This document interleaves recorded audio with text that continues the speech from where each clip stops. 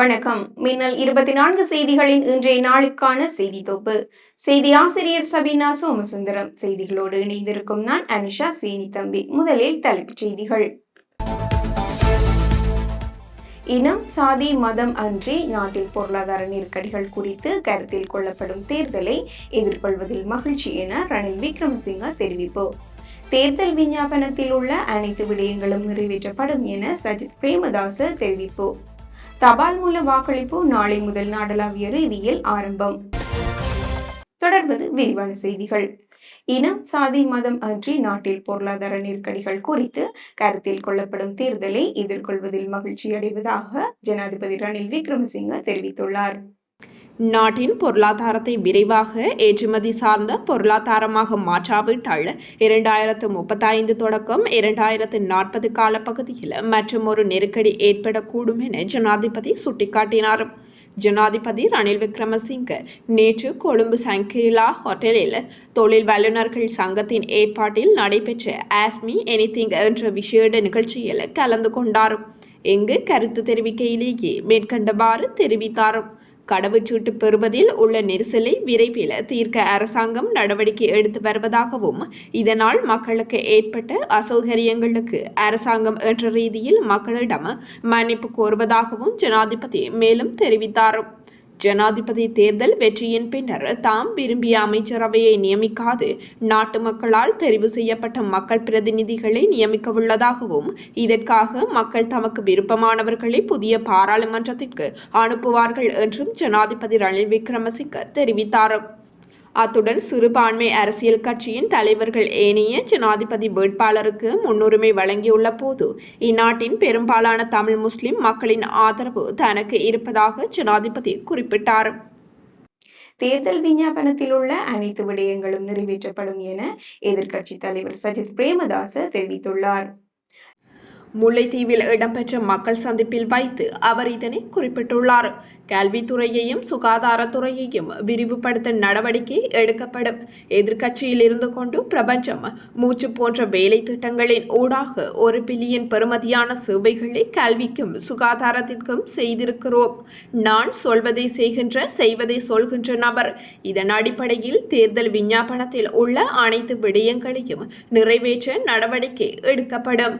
அதே நேரம் சிரேஷ்ட பிரஜைகளின் சேமிப்புக்கு வழங்கப்படுகின்ற 15% வட்டியை தொடர்ந்தும் வழங்குவதோடு ஓய்வூதிய கொடுப்பனவையும் சரியாக வழங்க நடவடிக்கை எடுப்போம். பாதுகாப்பு துறையில் உள்ளவர்களுக்கான கொடுப்பனவுகளையும் பதவி உயர்வுகளையும் சரியான முறையில் வழங்குவோம். போலீசாருக்கு தற்போதைய அரசாங்கத்தினால் வழங்கப்படுகின்ற 3 மாதத்திற்கான மேலதிக கொடுப்பனவை தொடர்ந்தும் வழங்குவதற்கு நடவடிக்கை எடுக்கப்படும் என எதிர்க்கட்சி தலைவர் சஜித் பிரேமதாச தெரிவித்துள்ளார். ஜனாதிபதி தேர்தலுக்கான தபால் மூல வாக்களிப்பு நாளை முதல் நாடளாவிய ரீதியில் ஆரம்பமாக உள்ளது. தபால் மூலம் வாக்களிப்பதற்கு 7,12,321 அரசு ஊழியர்கள் தகுதி பெற்றுள்ளனர். நாளைய தினம் மாவட்ட செயலகங்கள் மற்றும் தேர்தல் ஆணைக்குழுவின் அலுவலகங்களில் தபால் மூல வாக்குகளை செலுத்த முடியும் என தேர்தல்கள் ஆணைக்குழு தெரிவித்துள்ளது. செப்டம்பர் 4ஆம் 6ஆம் திகதிகளில் சிரேஷ்ட உதவி மற்றும் உதவி போலீஸ் அலுவலகங்கள், போலீஸ் அத்தியட்சகர் காரியாலயம், உதவி போலீஸ் அத்தியட்சகர் காரியாலயம், போலீஸ் நிலையங்கள், விசேட அதிரடிப்படை முகாம்கள் மற்றும் விசேட போலீஸ் பிரிவுகள் என்பவற்றிலும் அஞ்சல் மூல வாக்களிப்பை பதிவு செய்ய முடியும். எதிர்வரும் 5ஆம் 6ஆம் திகதிகளில் முப்படை முகாம்கள் மற்றும் ஏனைய அனைத்து அரசு நிறுவனங்களிலும் தபால் மூல வாக்குகளை பதிவு செய்வதற்கான வாய்ப்புகள் வழங்கப்பட்டுள்ளதாக தேர்தல்கள் ஆணைக்குழு தெரிவித்துள்ளது. இதனிடையே அஞ்சல் மூல வாக்குகளை குறித்த தினங்களில் செலுத்த முடியாதவர்களுக்கு செப்டம்பர் 11 மற்றும் 12ஆம் திகதிகளில் வாக்களிக்க மேலதிக தினங்களாக ஒதுக்கப்பட்டுள்ளது. தமிழ் தேசிய பொது கட்டமைப்பின் தேர்தல் விஞ்ஞாபனம் இன்று செவ்வாய்க்கிழமை வெளியிடப்பட்டுள்ளது. இன்று நண்பகல் 12 மணியளவில் இந்த தேர்தல் விஞ்ஞாபனம் வெளியிடும் நிகழ்வு இடம்பெற்றது. இதில் தமிழ் தேசிய கட்சிகளின் பிரதிநிதிகள், சிவில் சமூக அமைப்பினர் கலந்து கொண்டிருந்தனர். தமிழரசு கட்சியின் மத்திய குழு சஜித் பிரேமதாசவுக்கு ஆதரவு வழங்குவதாக அறிவிக்க முன்னரே மக்கள் யாருக்கு வாக்களிக்க வேண்டும் என தீர்மானித்து விட்டதாக ஈழ மக்கள் ஜனநாயக கட்சியின் செயலாளர் நாயகம் அமைச்சர் டக்ளஸ் தேவானந்தா தெரிவித்தார்.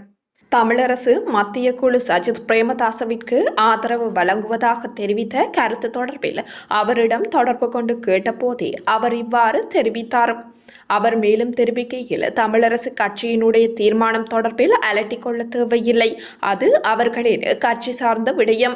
தேர்தல் திகதி ஆரம்பிக்க முன்னரே ரணில் விக்ரமசிங்க தான் நாட்டை முன்னோக்கி கொண்டு செல்லக்கூடிய தலைவர். அவருக்கு எனது ஆதரவை வழங்கினேன்.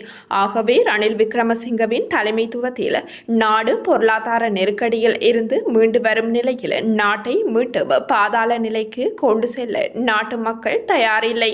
ஆகவே ஜனாதிபதி தேர்தலில் தமிழரசு கட்சியின் தீர்மானம் ரணில் விக்ரமசிங்கவையோ அல்லது தமிழ் மக்களையோ பாதிக்காது என அவர் மேலும் தெரிவித்தார். தொடர்வது வெளிநாட்டு செய்திகள். இந்தியாவில் ஆந்திரா, தெலுங்கானா மாநிலங்களில் பெய்து வரும் கனமழை காரணமாக ஏற்பட்டுள்ள வெள்ளத்தால் உயிரிழந்தோர் எண்ணிக்கை 31ஆக அதிகரித்துள்ளதாக அந்நாட்டு செய்திகள் தெரிவிக்கின்றன. இரு மாநிலங்களிலும் லட்சக்கணக்கானோர் பாதிக்கப்பட்டுள்ள நிலையில் மீட்பு மற்றும் நிவாரணப் பணிகள் தீவிரமாக மேற்கொள்ளப்பட்டு வருகின்றது. ஆந்திரா மற்றும் தெலுங்கானாவில் கடந்த சில நாட்களாக இடைவிடாமல் தொடர் மழை பெய்து வருகின்றது. இதனால் குடியிருப்புகளில் வெள்ளம் சூழ்ந்து காட்டாற்று வெள்ளம் போல மழை நீர் பாய்ந்தோடுகின்றது. ஆந்திராவின் என்டிஆர், கிருஷ்ணா, குண்டூர் உள்ளிட்ட பல மாவட்டங்கள் வெள்ளத்தில் மூழ்கியுள்ளது. கடந்த 3 நாட்களாக ஆந்திராவில் பெய்த வரலாறு காணாத மழை மற்றும் வெள்ளத்தால் கிட்டத்தட்ட 4.5 லட்சம் மக்கள் பாதிக்கப்பட்டுள்ளனர். சீனாவில் சாண்டாங் மாகாணத்தில் பேருந்து ஒன்று பாடசாலை மற்றும் பொதுமக்கள் மீது மோதியதில் 5 மாணவர்கள் உட்பட 17 பேர் உயிரிழந்துள்ளதாக அந்நாட்டு செய்திகள் தெரிவிக்கின்றன. மேலும் இவ்விபத்தின் போது பலர் காயமடைந்துள்ளதுடன் சிலர் ஆபத்தான நிலையில் வைத்தியசாலையில் அனுமதிக்கப்பட்டுள்ளதாக தெரிவிக்கப்படுகின்றது. டையன் நகரில் பாடசாலைக்கு வெளியே நின்று கொண்டிருந்த மாணவர்கள் மற்றும் பெற்றோர்கள் மீது பேருந்து மோதியதாக போலீசார் தெரிவித்துள்ளனர். பேருந்து சாரதி கட்டுப்பாட்டை இழந்ததால் இந்த விபத்து இடம்பெற்றுள்ளது எனவும் அதனைத் தொடர்ந்து சாரதி கைது செய்யப்பட்டுள்ளார் எனவும் சீன போலீசார் தெரிவித்துள்ளனர். தொடர்வது விளையாட்டு செய்திகள். அமெரிக்க பகிரங்க டென்னிஸ் தொடரில் ஆடவருக்கான ஒற்றையர் பிரிவில் இத்தாலியின் ஜெனிக் சீனர் காலிறுதிக்கு முன்னேறியுள்ளார். இன்று காலை இடம்பெற்ற 4ஆம் சுற்று ஆட்டத்தின் போது அவர் அமெரிக்காவின் டொமி பவுலை எதிர்கொண்டார். இதன்போது ஜெனிக் சீனர் 7-6, 6-1 என்ற செட் கணக்கில் டொமி பவுலை வீழ்த்தி காலிறுதிக்கு முன்னேறியுள்ளார். இத்துடன் இன்றைய நாளிற்கான எமது செய்தி தொகுப்பு நிறைவடைகின்றது. வார நாட்களில் மாலை 6 மணிக்கு எமது செய்திகளை எதிர்பாருங்கள். மேலதிக செய்திகளை பார்வையிட www.minal24.com என்ற எமது இணையதளத்திற்குள் பிரவேசியுங்கள். நன்றி.